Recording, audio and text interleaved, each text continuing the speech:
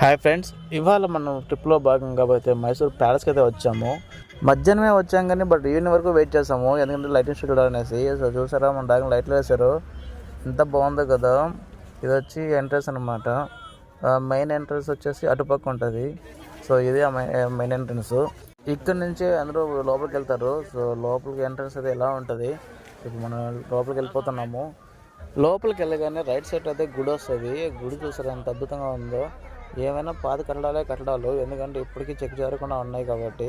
And ఇది వచ్చి palace అనమాట. ఇదే మెయిన్ ప్యాలెస్.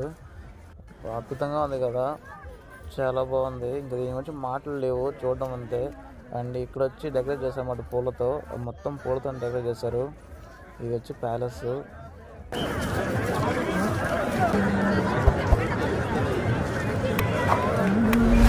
పార్ట్ 2 కూడా ఉంది, సబ్స్క్రైబ్.